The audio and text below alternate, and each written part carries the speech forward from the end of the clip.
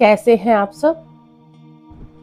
आज हम विचार करेंगे भले के ऊपर कि क्या कोई इंसान बुरे का भला कर सकता है।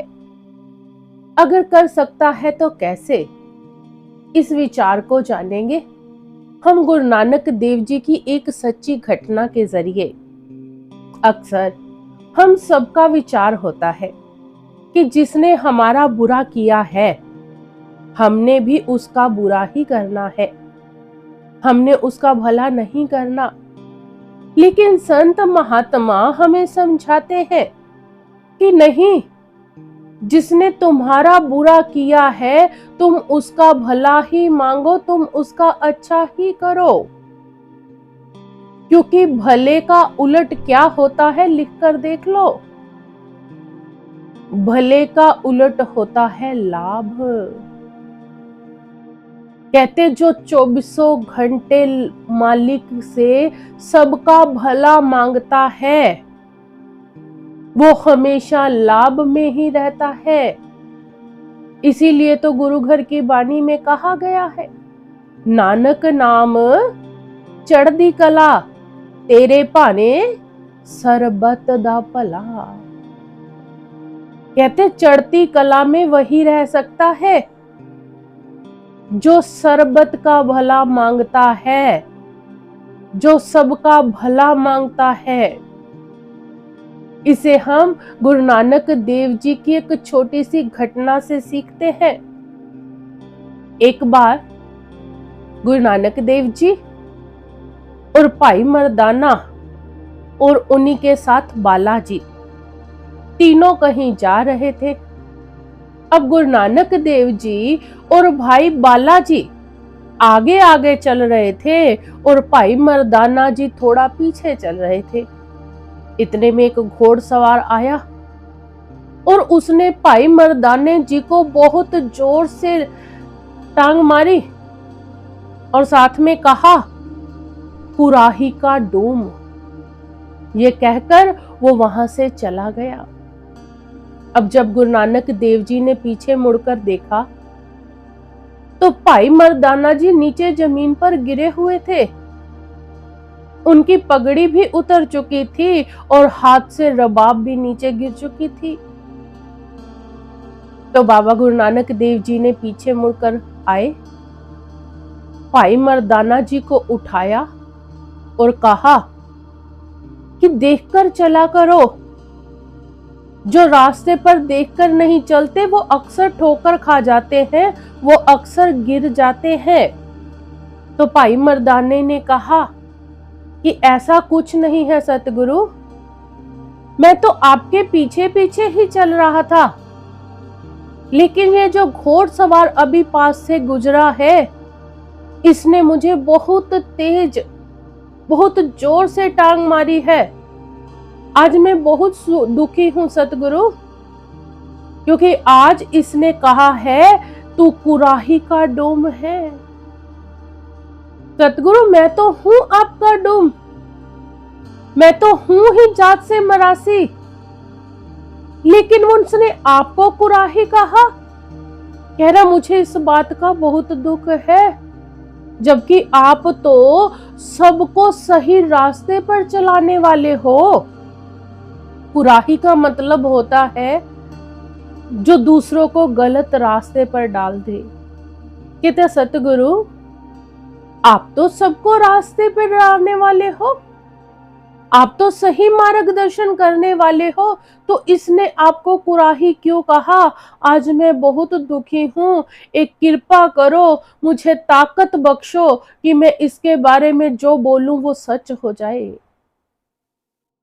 तो गुरु नानक देव जी ने कहा, चल अगर मैं तुझे ताकत दे भी देता हूं तो तू बता क्या कहेगा इस घोड़सवार के बारे में। कहता मैं कहूंगा कि ए घोड़सवार तेरा बेड़ा गर्क हो जाए। गुरु नानक देव जी ने कहा, मर्दानिया वो तो मुझे जानता नहीं, वो तो अज्ञानतावश है, इसीलिए उसने मुझे कुराही कहा। पर तू तो मुझे जानता है, तुझे तो पता है कि यहाँ हम किसी का बेड़ा गर्क या बेड़ा डबोने नहीं आए, हम तो यहाँ बेड़ा तारने के लिए आए हैं। इतना कहते हुए गुरु नानक देव जी ने भाई मर्दाना की पगड़ी उठाई और सर पे रखी। अब जब सर पे रख रहे थे तो फिर भाई मर्दाना जी बोले, नहीं सतगुरु, मुझे बहुत गुस्सा आ रहा है, वो मुझे कुछ भी कह लेता, मुझे कोई दिक्कत नहीं थी, लेकिन उसने आपके लिए बुरे शब्द बोले हैं, इसलिए मैं तो चाहूंगा कि वो ऐसी जगह पर जाके उसे मौत मिले जहां पानी भी नसीब ना हो। तो गुरु नानक देव जी ने कहा, नहीं मर्दानिया, हमने ऐसे वचन नहीं बोलने, चल तू रबाब उठा और मेरे साथ चल। तुझे तो आज बहुत गुस्सा आया हुआ है, एक काम कर, इस गुस्से को छोड़ और बोल कि वाहेगुरु, हे करतार जियो, इस घोड़ सवार का भला करना। तो भाई मर्दाना जी बोले, नहीं सतगुरु, मैं ऐसा नहीं कर सकता, ये सिर्फ आप कर सकते हो, क्योंकि आप तीनों लोकों के मालिक हो, आप हर एक जीव से प्रेम करते हो, इसलिए आप ये वर्ड बोल सकते हो, ये शब्द आप कह सकते हो, पर मैं तो एक तुच्छ सा इंसान हूं, मैं कुछ नहीं ऐसे बोल सकता। तो गुरु नानक देव जी ने कहा, नहीं मर्दानिया, बोल कि तेरा भला होए। कहता, नहीं बोलूंगा। तो गुरु नानक देव जी ने कहा, मर्दानिया, मैं तीसरी बार कहने लगा हूं कि तू बोल कि इस घोड़ सवार का भला हो। तो भाई मर्दाना जी ने हाथ जोड़ लिए, कहा, सतगुरु, अगर आप कहते हो तो मैं कह देता हूं, क्योंकि मेरे आपके सिवाय मेरा इस दुनिया में कोई नहीं है, आपका हुक्म ही मेरा सब कुछ है। तो भाई मर्दाना जी ने हाथ जोड़कर अरदास की कि वाहेगुरु, इस घोड़ सवार का भला हो, इस घोड़ सवार का भला हो। जैसे ही भाई मर्दाना जी ने ये कहा, उधर से उस घोड़ सवार का घोड़ा गड्ढे में गिर गया और गिरते ही घोड़े का सर एक पत्थर से टकरा गया और वो घोड़ा उसी समय मर गया। अब वो जो घोड़ सवार था उसे भी बहुत सारी चोटें आई हुई थी। उसने क्या करा, उठा, घोड़े को देखा तो देखा कि ये घोड़ा तो मर चुका है। उसने उसकी काठी उतारी और अपने सर पर रख ली और वैसे ही खून से लथपथ वहां से वापस लौटना शुरू कर दिया। अब भाई मर्दाना जी ने जब उसे दूर से आते देखा, उन्हें फिर से गुस्सा आ गया,